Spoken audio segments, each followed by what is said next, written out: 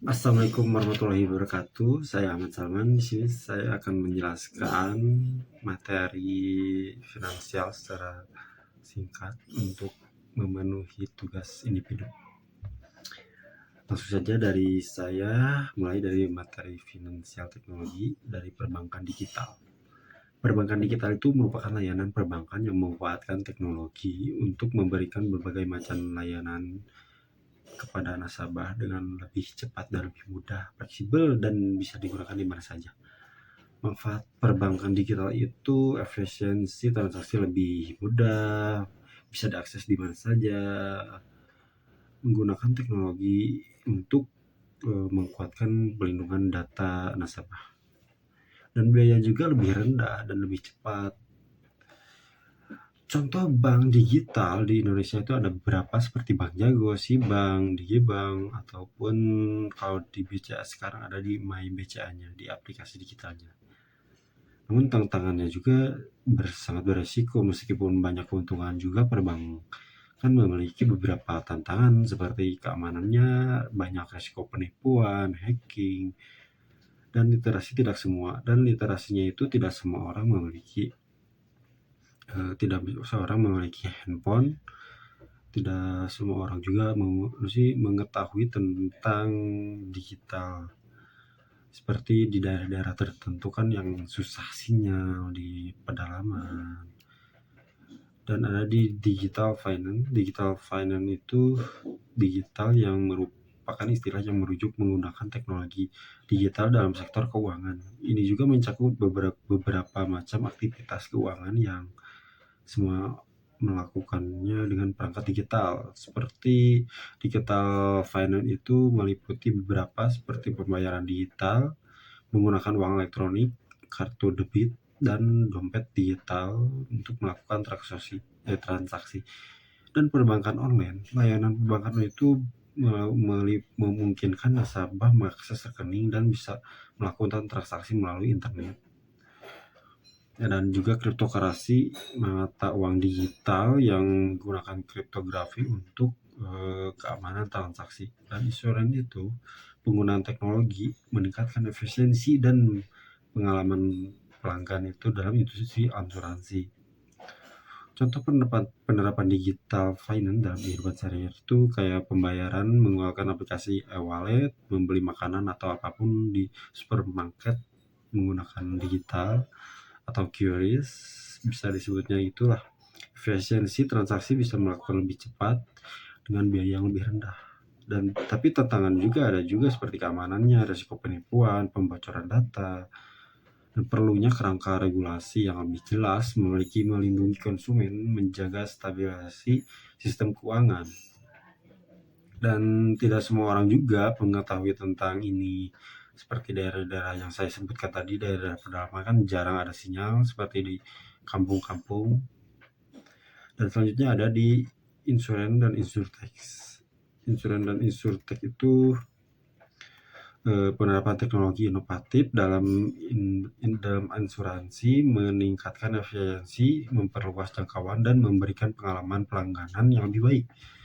Itu mencakup beberapa macam teknologi seperti analisis data, AI, ataupun blockchain yang digunakan untuk menjamin keamanan dan transaksi dalam proses transaksi dan pengelolaan data. Manfaat insurtech itu ada beberapa, seperti efisiensi, mengurangi biaya operasional, membuka peluang untuk produk dan layanan asuransi baru, membuat asuransi lebih terjangkau bagi masyarakat luas, meningkatkan kepuasan pelanggan melalui layanan-layanan yang lebih cepat dan personal. Keamanannya juga sama seperti digital payment lainnya. Resikonya ada kebocoran data pribadi seperti yang sensitif, perlunya adaptasi regulasi terhadap pengembangan teknologi, dan tidak semua perusahaan juga memiliki kemampuan untuk yang sama dalam mengadopsi teknologi baru. Contoh penerapan insurtech itu ada di asuransi berbasis penggunaan yang dilacak melalui aplikasi ponsel. Asuransi kesehatan digital, aplikasi ini dapat memantau kesehatan pengguna teknologi strategi merekomendasi gaya hidup sehat. Asuransi personal berbasis teknologi itu sensor yang dapat dipasang oleh di rumah, mengidentifikasi risiko pembakaran, kebocoran, dan mengirim pengiriman dini. Dan selanjutnya ada di investment. Investment itu merupakan kegiatan penanaman modal aset dalam suatu instrumen dengan harapan mendapat keuntungan lebih besar di masa depan nanti. Manfaatnya itu ada bisa mengalahkan inflasi, dan nilai uang kan cenderung lebih sering waktu lebih rendah, menurun waktu akibat inflasi, dan investasi dapat membantu menjaga daya keseimbangan mata uang kita dengan berinvestasi. Dan tujuan juga bisa membantu Anda mencapai tujuan dalam jangka panjang seperti membeli rumah, membeli sesuatu atau pensiunan, dan membangun kekayaan dengan konsisten. Anda berinvestasi, Anda dapat membangun kekayaan, namun secara bertahap. Dan risikonya juga ada beberapa seperti fluktuasi pasar, harga aset investasi naik turun, nilai uang turun seringnya waktu. Beberapa jenis investasi juga sering sulit dicairkan dalam waktu yang singkat. Jenis investasi itu ada 2, investasi real dan investasi aktiva finansial. Dan ada di investasi real. Investasi real itu seperti tanah, bangunan, aset, apartemen, emas, dan sebagainya. Logam mulia. Investasi aktiva itu bisa dari saham, kepemilikan sebagian kecilnya ada di perusahaan, dan obligasi pinjaman yang diberikan kepada perusahaan atau pemerintah dengan imbalan bunga.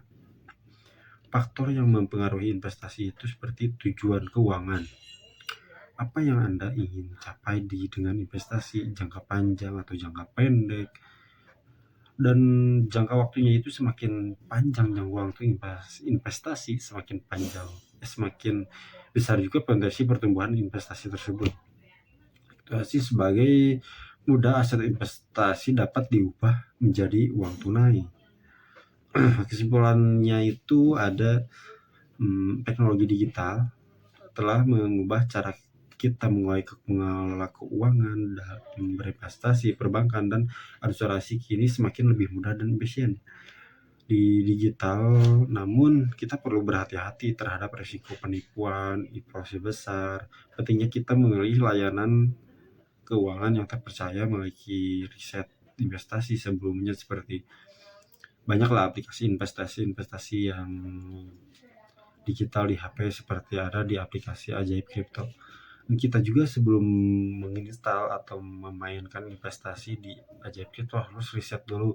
Kan banyak di platform lain seperti IG, YouTube, ataupun TikTok, banyak influencer yang merekomendasikan investasi itu di aplikasi apa yang lebih baik dan lebih aman gitu.